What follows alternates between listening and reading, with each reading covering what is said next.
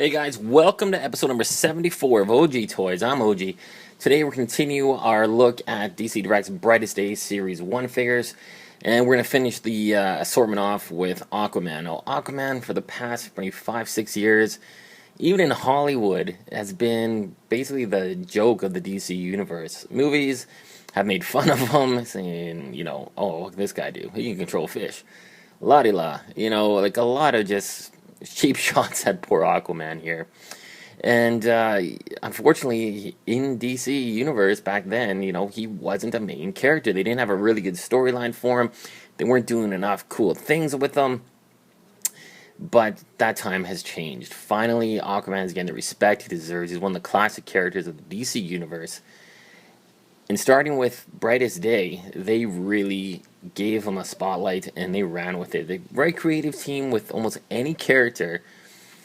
Man, they can do some really good things with them. In case in point, Jeff Johns and Ivan Reis have taken Aquaman to new heights for sure. After Brightest Day, things calmed down a little bit, and once the new 52 kicked up again, boy, Aquaman was one of the center characters and one of the most anticipated comics that was coming out in that first wave of the 52. Finally, he's been transformed into a perfect action figure representation of Aquaman. They've done such an amazing job with this figure. Now, DC Universe from Mattel did have a figure as well, and that was actually really nicely done. Great job on the sculpt. One of the things that a lot of the Aquaman figures have to have is that really detailed, intricate design on the shirt. And it's all made up of scales, it's coral, and man, they did a fantastic job. Let's take a closer look at Aquaman here. Let's move these guys out of the way. So the first thing you're going to notice, of course, is this awesome red shirt, and look at all of the details in it. You can see the different flecks of light reflecting off the orange paint job, and it almost looks like he has like a shiny gold with some yellow points, and it just looks amazing. Of course, he does come with his trusty trident, and what's really cool, he can actually hold it in his arms, in his hands like that, and just give him a really imposing look. Or you can do the classic look, like pictured in the back there, just holding the trident. They did a phenomenal job, and it's very simplistic, but it captures what it needs to do. It needs to look imposing. Now, the figure itself also comes with the standard DC Direct Brightest Day stand here, with the White Lantern stand. It looks very cool. The detail on the figure, like I said earlier, is quite spectacular. Now, if you take a look at the head sculpt, and if you looked at my Marvel Legends Series 1 review, this is the type of head sculpt they should have had on the Super Soldier Steve Rogers figure. Not that old, kind of old man look. This is a modern, fresh look. And in fact, I wouldn't mind actually swapping heads to see if I could. That would be an awesome looking custom, but unfortunately I'd be stuck with an Aquaman with an old man's head. I really don't want that. But again, this is the skin tone and the texture I was telling you about. It almost has that Hot Toys quality.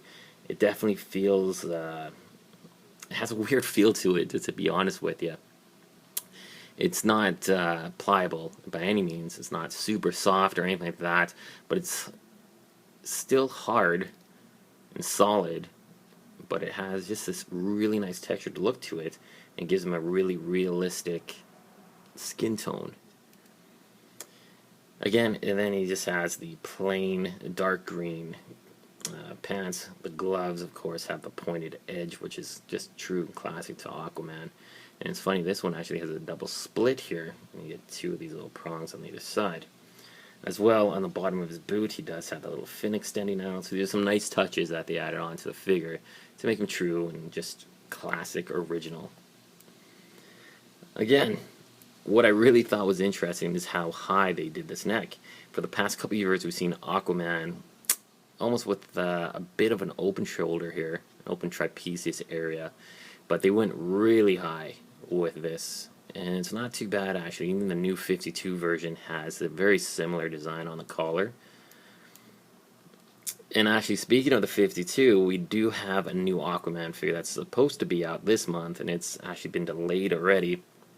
I don't know when it's coming out, but I'm really looking forward to getting that figure. And of course, I'll do a comparison review with both of them and see which one holds the test of time. This one from 2011 holds up to the newly designed Jim Lee inspired 2012 edition. Now, articulation wise, he does have a really good ball jointed head with a lot of range of movement. You got the ball joint at the shoulder as well. You got a full 360 cut bicep. You got a pin at the elbow, and you got 360 at the wrist. Nothing at the waist, no ab articulation. He does have, that's as far as his leg goes. This is T crotch, and he does have a pin joint in the knee and a full 360 at the boot.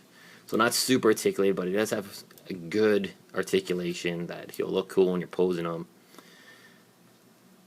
And of course the trident goes very easily into his hand. We can put him back on this display stand. And I'm really impressed. This was the first time DC Direct really, they took their time. It was delayed a heck of a lot, but man, they made so many improvements on the standard DC Direct figures, and they didn't do some huge price increase. And I'm a little rant right now because I'm pretty upset the way that they decided to go with these deluxe figures, and they're charging a heck of a lot, almost $50 in Canada for Mr. Freeze or Killer Croc, when there's no way Mr. Freeze should be charged at $50, or even retail. Even on the DC website, he's extremely expensive. It's a little disappointing. But these guys, I got them back in 2011, all 4 guys for $15 each at my local comic book shop. And that's not like a super special price or anything like that. It's just the price he had for them.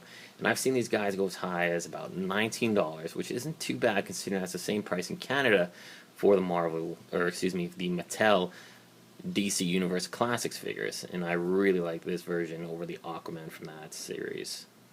So there you go, guys. That was the complete first wave of the Brightest Day figures from DC Direct. Let me know what you think. What's your favorite? Do you prefer these guys in the DC Universe format with the hyper articulation but lacking some of the details? Or do you prefer them with absolutely amazing sculpts but not the best articulation? It's kind of a toss-up. It's been a toss-up for years. Articulation over sculpt. But these guys are just absolutely amazing. Great job, DC Direct. So there you go, guys. Thanks for watching. Stay tuned for more reviews coming shortly. Take care.